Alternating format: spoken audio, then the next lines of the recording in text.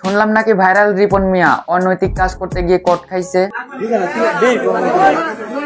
স্থানীয় মাতব্বররা সবাই মিলে নাকি রিপন মিয়ার পাশার ভিতরে অনৈতিক কাজ ঢুকিয়ে দিয়েছে।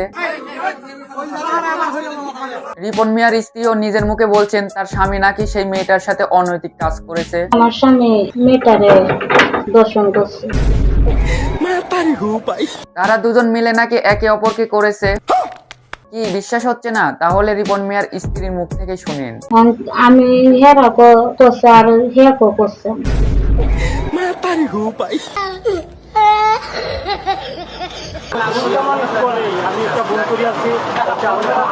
তুই যে ভুল করেছিস তোকে ক্ষমা করার মতো না, কারণ মেয়েটির বয়স হলো 15 আর তোর বয়স হলো 50-এর ঊর্ধ্বে। রাগ করলা? রিপনের দর্শন করছে আজকে প্রায় 2 দিন হয়েছে, জানছে ঘটনা।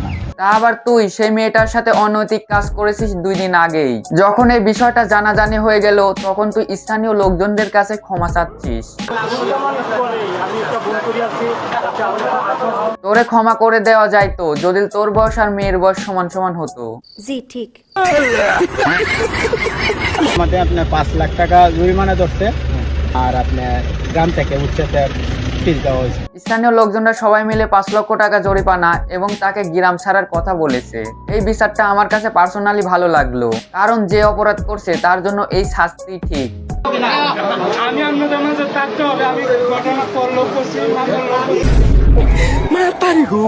তোরে আর আমাদের মাঝে রাখবো না, তোর শাস্তি একটাই, সেই গ্রাম ত্যাগ করা চাই।